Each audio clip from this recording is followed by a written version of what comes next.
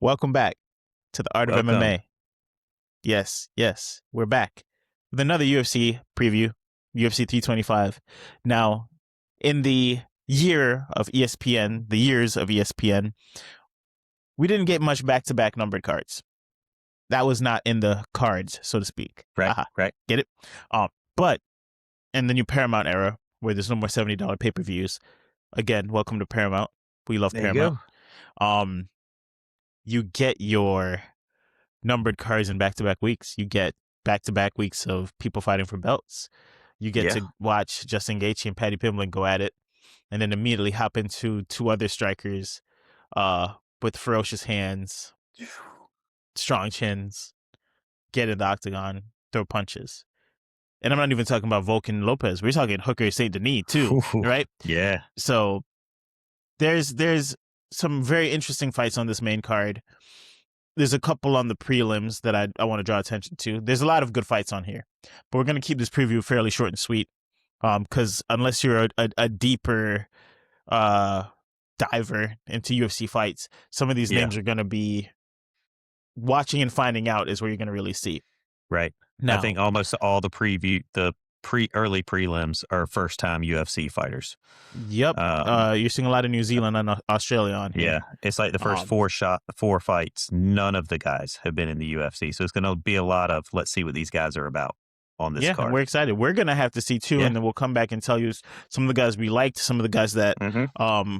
to keep an eye on going forward, and some that really didn't do it for us. But what we're gonna hop into is some of the fights that we do know about. One I want to draw attention to, I told you about him previously, is Torian Finney. Yeah. Keep Excited an to eye on see Torian him. Finney. Very thick built middleweight. Yes. Yeah, he's a very thick built middleweight. He's going against Malkoon. As you Just look see, at that. he's a very thick built middleweight. I thought he was a heavyweight when I saw him the first time, and then I realized he's 5'8", I think. Yeah, Yeah, yeah, 5'8". yeah. He is 5'8". He is 27. Now, that is a rough 27 years. I'm sorry, Torian Finney. You've lived. I'm older than Torian Finney. Yeah. Yeah, I don't know. I just had to throw that out there. Grappling guy. He doesn't look like that's what would be his strength, but he grapples a lot. A lot of submissions. Chattanooga wrestler. Mm-hmm. Mm-hmm. So I would lean into Torian Finney by submission. Um, that is my lob to you guys. Do with that as you will. I have not looked at odds or anything like that, but he's one of those guys. We also know Oben Elliott, fun striker Mm-hmm. from the Wales. I don't know enough about his opponent to give you guys a confident pick on that, but I do know Oben Elliott is there for a good brawl, so that should be a good fight to watch in general as well. Cody Brundage also up for a good brawl. Unfortunately, I feel like they're offering up to this Australian dude to make a moment. Um, keep an eye on that one. I don't know if you have a take on the Cody Brundage fight. Not really. Just kind of interested to see where it goes. Mm-hmm. I'll be honest with you. I don't know much about Rouston, so we'll see where it goes. Cody Brundage is solid. He's good. Yeah. I don't see anything that's gonna make me think anything besides the winner of this is gonna go up, the loser is gonna go down. There's not any other way around it. Mm-hmm. But Cody Brundage is a good fighter, so they're gonna have a good scrap here. Rouston has an opportunity to really, He does. you know, He really does. put some emphasis on his name. If I remember correctly, Cody Brundage was offered up to your boy most recently and lost, I think. Unless he got a fight in between there. But he was offered up to nope. I was wrong. He was offered up to Bo Nickel years ago. Yeah. That's the last fight I remember him really being on, but he fought Mechanico and lost by Mm-hmm. split decision. So Yeah. yeah. He needs to find his way back a little bit. Yeah. But unfortunately the path that he's on right now, based on what I'm seeing, is to being someone of that gatekeeper type vibe, right? Yeah. Kind of stepping stone kind of thing. Yeah, which you don't want to see, but that's kind of Yeah. where we're at. Well, Um, you are until you're not. you are. That's true. Yeah. Shouts out to Michael Johnson. Yeah. I think I said his name right. Yeah, yeah, yeah, yeah. Tafa has been on a slide. I was very excited for Hmm. him. But he's Yeah. fought a very poor last couple fights. They offered him to Elikana. Uh, when guys are desperate, they need to make moments. So I don't see that fight going the distance. He can't afford to go to a decision. Right. Um, so I think you're gonna see him take risks, which is good for viewers like us, Yeah. because there'll be an opportunity there for him to either make a moment or be part of a moment that is made. Hmm. um, it makes for an exciting fight. Is pretty much what I'm saying. Do you have any takes on this one? Um, Elikana, like him. Hmm. Um, I've seen him fight a very boring fight, and then I've seen him fight a more action packed fight. So we'll see which one shows up here, and maybe the opponent determines that a little more. He's going to take what's given to him and roll with that. So we'll see. If Billy Elikana wins this, it propels him up to fight somebody ranked, I think. Yeah, for sure. So, Um, Sal killed. He made a hmm, moment last year. yes, he did. He was my knockout of the year last Yeah, year. he was your knockout of the year. He made an insane moment last year. Um, second week of Paramount Plus, they got him opening the Opening the main main card. card. We know what that means. We know what they're aiming for here, and I think he does have an opportunity to do that against Malarkey. How long it goes is pretty much what we're leaning with in this one. Ooh. Um, I don't know. I honestly don't know. Malarkey shows a lot of heart. Yeah. Um, I think if Salko doesn't put him out, Hmm. I think this could end up being a 3-round fight. Um, I think I don't think Malarkey's going to give up. I don't think you're going to see that. I think you're going to see they're giving Salkild and Malarkey there. Malarkey really wants to make a name. He really wants to move up in this. But Salkild is on a win streak, Hmm. and if they can make him a star, they'll be more than happy to do so, and they'll be more than happy to do so off the back of Jamie Malarkey. Hmm. But Malarkey is not a tough out, and if you're trying to find out if you have a star, put him against somebody who is scrappy, who has a real shot to win the fight, and who's also not going to give up when the hardship comes. So you're going to test your new guy. Um, you're going to have an exciting fight for the fans, and you're going to Yes. see what you really have with him.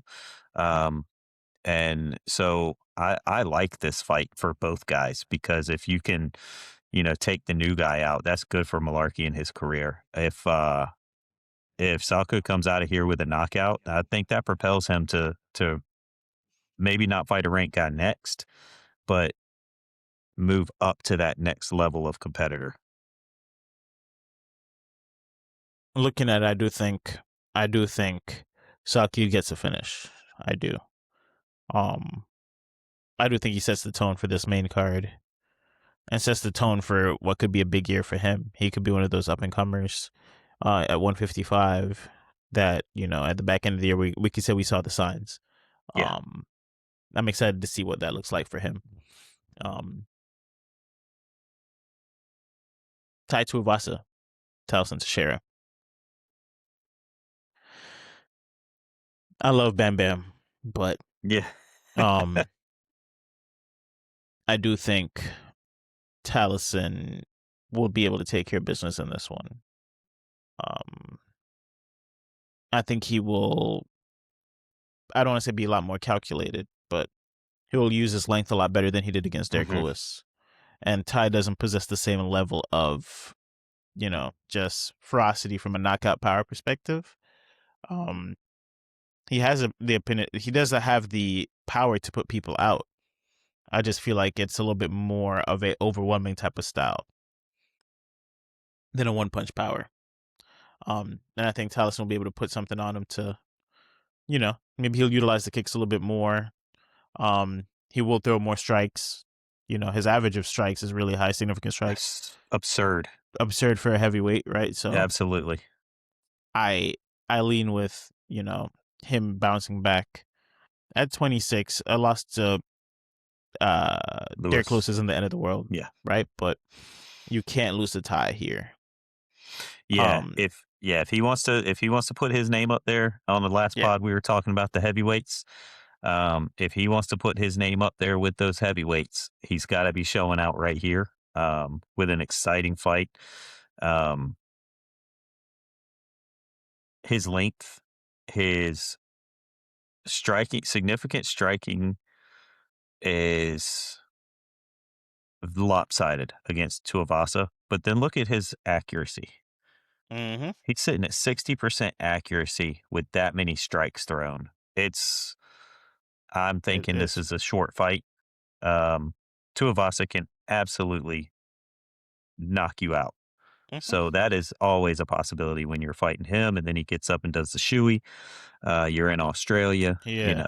the whole Home field crowd might advantage is do a shoey. crazy.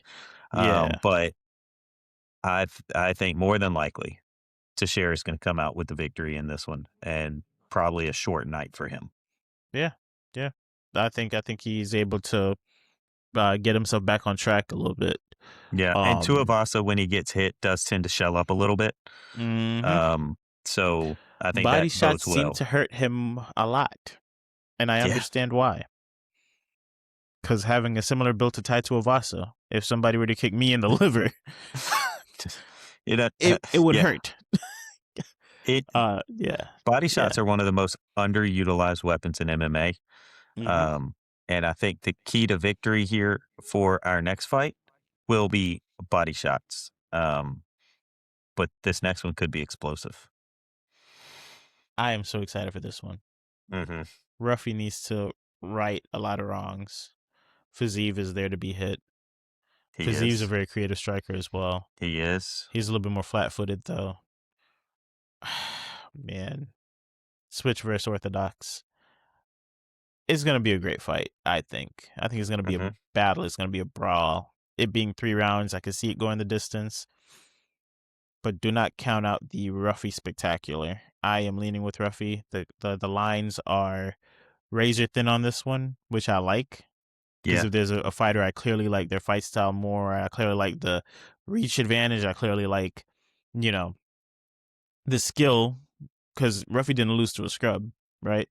Um, I Right. think the skill gap is not large and looming, and I think Fazeev is a little bit of an overperformer in the division. Um, I'm on the Ruffy side heavily on this one. I think Ruffy has a significant advantage on the feet, and I don't think this is going to the ground.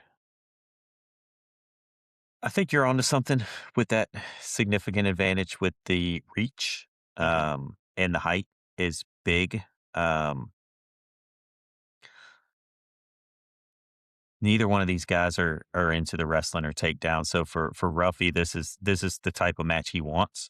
Hmm. Um, what's going to make it tough for him is he's also the type of match that Fazeev wants, Yep. and so this plays to both people's strengths. You're probably not going to beat Fazeev in a kickboxing match, and you're probably, but Ruffy is not a kickboxer. He's not trying to beat him in a kickboxing match. So he doesn't have to get as close to Fazeev as Fazeev has to get to him. And so from that perspective, as long as Ruffy can keep the distance, um, he can have his way with him. But if Fazeev finds a way to close that distance and close it quick, this could be a long night for Ruffy. Um, I'm curious to see what his cardio is after he's been training with or Hmm. Volkanovski. He left the Fighting Nerds and he's in Australia and he's training with them right now. Um, and I'd like to see what his cardio is. Because, if this was 2 fights ago, I might not give him a cardio advantage. But we'll see what it is. If he's got that cardio and he can keep that distance, then it's going to be a long night for Fazeev. But if Fazeev can close it, you might be surprised in this fight. The one thing I'll throw out there too is the same thing you mentioned on the last card. Is quality of opponents. The last moment we saw Ruffy make was against King Green. Hmm. No one's putting him in the upper echelon of the lightweight division. The last fight that we saw Fazeev have a war is against the lightweight current interim Yeah.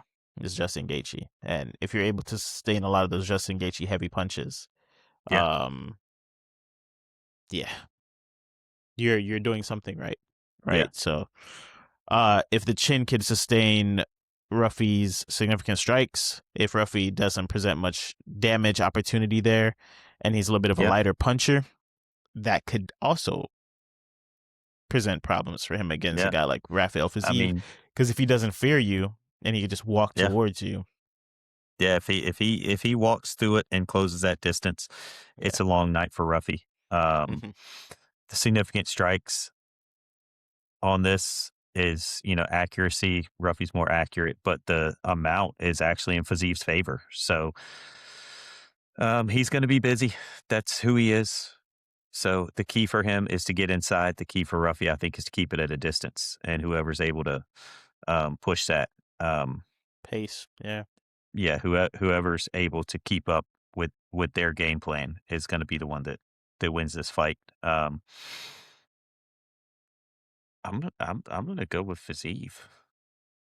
I'm gonna take the little bit of a upset on this one. I I don't think know if he's he's favored. upset by the numbers, but I think he's favored. yeah, I'm gonna take Fiziev. I think he's gonna stay more busy. And I hmm think Ruffy is kind of questioning who he is right now. After switching camps, and I'm gonna go with Fiziev to get that done. Let me get to the card real quick so I could see what we're looking at for Fiziev. The last time I checked, it was almost like a pick'em. So I wonder if it's hovering in that same realm right now. Yeah, all these prelim fights are like razor thin too. Gosh, it's Yeah. gonna be a fun night. We're looking at Fiziev's now an underdog. Fiziev's plus 100, Ruffy's minus 125. Hmm.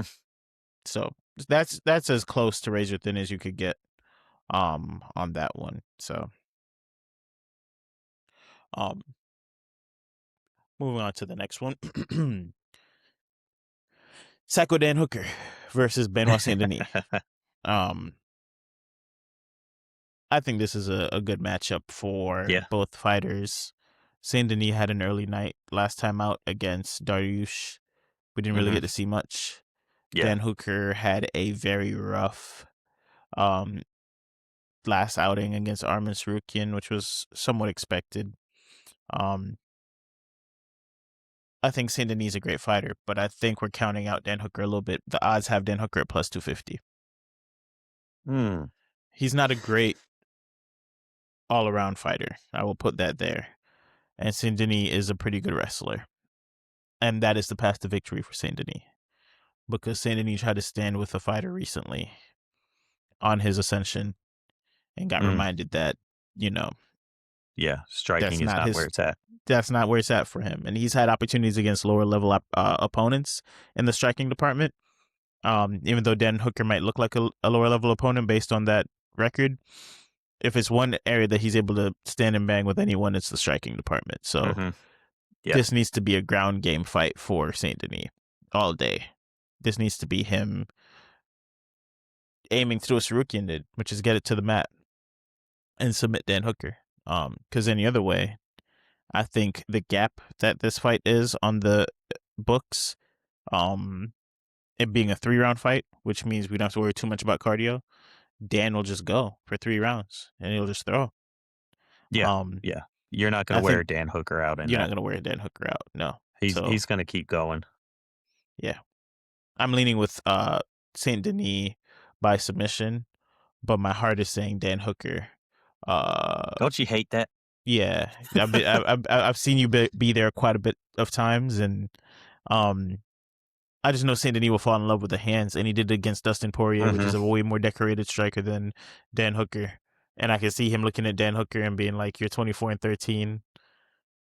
You know, you shouldn't. This is an opportunity for me to propel myself." And the last guy that submitted you got overlooked for a title fight, Yeah. and I'm trying to make a moment, and I can see that being a problem for him if he does that, because I can Mm. see Dan Hooker, Yeah. Throwing a wrench in it.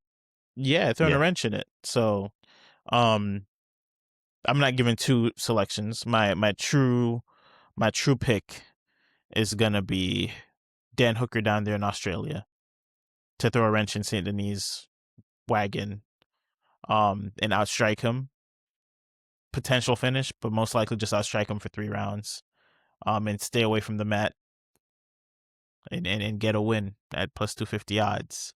This is not gambling advice by any sense, but um, I'd love to see Dan Hooker make a moment on Yeah. Paramount Plus. Very close to, New Zealand in terms of home field advantage, as close as it gets when it goes to fighting in Australia. So, um, yeah, I think he could have a moment. What says you? Um, I think everything you said is pretty right on. However, I'm going to fall on the other side of the fence here, and I'm going to go with Benoit The Saint logical Denis side. in The this. logical side. Yeah. I think that he learned from the Dustin Poirier fight. Mhm. I've seen him, I think, up his game and fight smarter, and I think that he's going to pull this off in Australia, and he's going to take Dan Hooker's spot. Unfortunately, I think that changes things we just talked about on the last podcast. The interim lightweight title shot. I think that changes. I don't think they give it to Benoit Saint Denis even Mhm. after he beats Hooker and takes his spot. Yeah. Um, so I think we'll end up probably seeing him have to wait, or Justin Gaethje have to wait a little bit before defending that title, unless they give him Sarukian. So, but this fight in particular, I'm gonna go Benoit Saint Denis. I think he's gonna fight a smarter fight. I think he's extremely tough, and so is Dan Hooker. But I think Benoit Saint Denis is gonna be able to take Dan Hooker out. What's the way to victory for Saint Denis? Oh man, you had to ask me that. I sure did. I'm gonna go decision victory. Plus 325. Go decision. Just throwing it out there. That's the smart move, but Dan Hooker weighs on me heavy. Um, I know he's a guy that's very hyped up by a crowd, Hmm. and that could be to his detriment at times as well. But um, Saint Denis, people, it's a long time ago, but Benil did land something before he landed flat on his face. It wasn't much, obviously, because then he got put out. But Right. um, he was able to land clean, and that's what kind of Yeah. got him excited to go forward and then get dropped. Right. So Yeah. Dan Hooker, with his creativity striking, I could see a Dan Hooker win. Yeah. I could, and my heart's saying it, and I'm gonna ride with my heart this time. Okay. And take him. This is one where this is another fight that I feel like we shouldn't be getting, but the first couple weeks of Paramount, we're trying to set it off, man. Alexander Volkanovski, Diego Lopez rematch for the title. Yeah. I don't think the fight the first time was close enough for this to be a rematch. I would have loved to see Laurent Murphy and Diego Lopez's spot over there, Hmm. or Movzar Evlov What potentially. what is the Um, deal with that guy? How come they are not giving him that title shot? Is he out he's with an not injury or exciting to something? watch. He's not exciting to watch. I get it, but he's been ranked as the top guy Don't matter. He for also he also cost him. He cost him a fight already too. He oh, dropped did out he? of that Aaron Pico fight. Um, that's why Larry Murphy had to step up. He had an injury there. Mm, Um, and that was on okay. short notice. And granted, it worked out. Laurent Murphy made a moment that didn't even matter. Unfortunate to Well, him. Because if it was the reverse, Aaron Pico would probably be standing in Diego yeah. Lopez's spot right now. But um, they ran this one back. Um, here's how I see it. Tell me. I think Volkanovski downloaded enough data from the first fight. I don't think much is going to change from that first fight in terms of approach. I think Diego Lopez has a really, really strong chin. I think Volkanovski has a really, really strong chin. I could see this going all 5 rounds again. I could see Volkanovski and his hand raised by decision again because he's a very smart fighter. And if forced to be on the ground, Volk is better there. Um, I think Volk wins this one. I do. I think he retains the title. I think he defends the title as one of the oldest people to regain a title and defend it. Um, my one concern is, does this lead into a retirement speech? I think he still has the good stuff for it. I think he still wants to do it, but I think he's also trying to mitigate uh, opportunities for him to tarnish the legacy. Mm, I think yeah. he's a fighter's fighter. I think he knows he goes out there and he does what he's supposed to do. But Yeah. at 37, how much more can you really achieve by taking on a Mozart Evlov, or Yeah. potentially losing your belt to a Laron Murphy, or are those names big enough for are those names worth it for you? Right. Probably not. Do you care to go up and fight a what's the one right above? Is it Gaethje's division? Yeah. I mean, that's an opportunity for you if you feel like you could beat Gaethje. You tried Yeah. it against Tapuria, and maybe you see Gaethje as a striker. That could be the card that we make happen. That could be the fight that we make happen while we Could wait for be. top.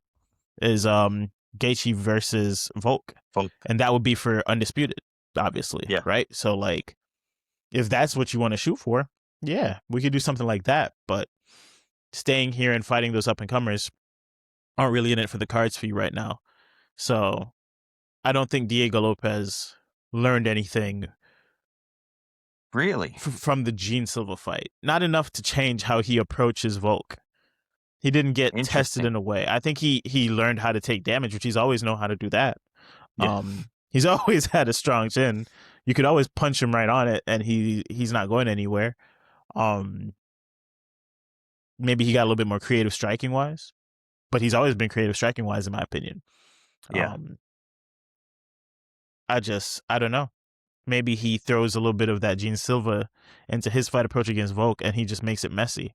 Because standing there and trying to calculate strike with him isn't a path to victory. I feel like Yeah. against the type of fighter Volk is.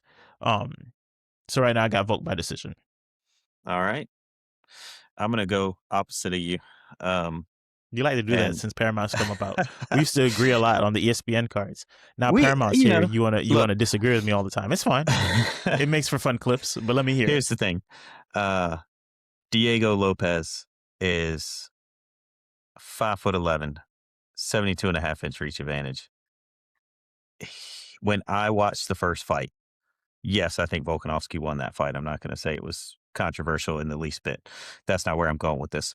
What I am going with this is Volkanovski showed Lopez what it takes to be a champion. And I think from that, Lopez learned um, where his weaknesses were.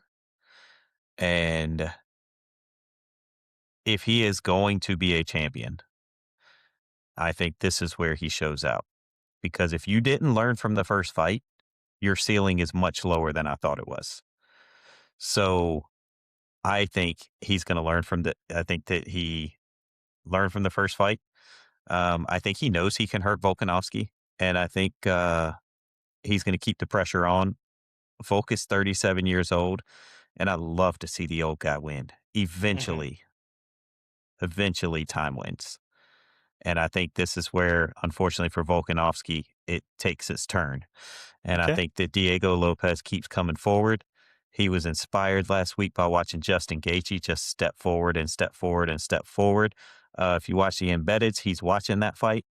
And I think what you're going to see is a um, Diego Lopez who's big for the division, who doesn't necessarily think Volkanovski can knock him down. And I think he's going to keep moving forward. And I think being that he is the younger, bigger guy, um, I think he's gonna do, use his jab from the distance and use that to keep moving forward and keep pushing Volk back so that Volk doesn't have that chance to get on his front foot and move forward. So from that perspective, I'm gonna take Diego Lopez. I do see a world definitely where Volkanovski wins this fight and retires. I think that should be the move that he makes if he wins this fight, and even if he loses this fight, I think this should be probably his last fight. Mm-hmm. He's not a heavyweight. These guys are Faster. definitely have the agility Mm-hmm. and very soon, if not already, the speed advantage. So it doesn't do you much good. You have nothing else to prove.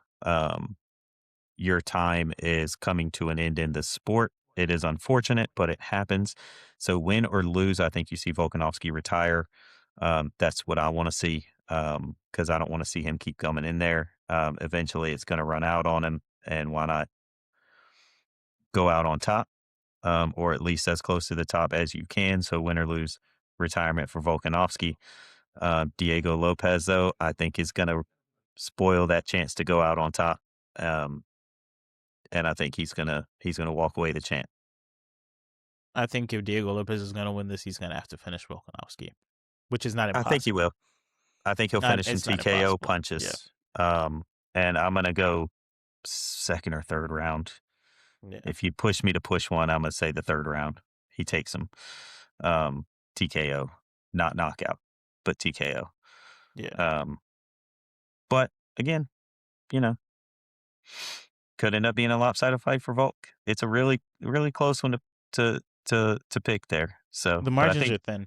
yeah, I The think it's margins are thin. Lopez's time, and I think again it sets up Yair Rodriguez versus Diego Lopez, and I think Movsar Movsar gets overlooked again. Um, and Yair and Diego already don't like each other. Yeah, So I think that sets up a nice little fight right there. and then Laurent Murphy gets Gets caught overlooked again. again, unfortunately. Yeah, doesn't Or matter. or if Volkanovski wins, you see Lerone Murphy in an interim title fight, maybe. Um, I don't think Diego Lopez gets an interim title shot. I think Lerone Murphy. And Maybe moves are. No, no. maybe The we'll matchmaking see. is going to be questionable going down the stretch. This is the era of what looks fun on screen, not Hmm. necessarily like I what think that's the right works. move for just getting on to Yeah, Paramount. I think that's the right move. You yeah. can go back to the rankings a little bit later on and be it a little more fair, but right now I think you're exciting fighters. You're trying to grab viewers, and that's Yep. what's gonna win in the end. So Got to keep y- viewership up in the meantime and keep yeah, that make that investment worth it for Paramount. So I understand from a business perspective what we're doing. yeah. Once the Sucks if main you're a guy fan who earned it. once the main fan gets more knowledgeable about it, they'll want to see the high level guys going against each other. But right now, I think they want to see the punchers. They want to see the brawlers. They want to see the scrappers. They want to I'm see about the to say excitement. I'm a big fan, and I'm okay with the high level.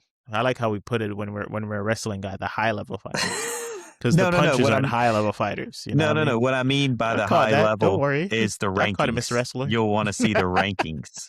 Yeah, no, for sure. You're gonna want to see the guy who can mix it up, who got in those rankings, doing what they do best. And Yeah, some of those guys don't do punching the best, and that is why we're staying away from them currently at the beginning of the Paramount era. yeah, But we need to get that back right, or else the you know rankings don't mean much. Which I mean, in the past, if your name's big enough, the rankings don't mean much. So I yeah, digress.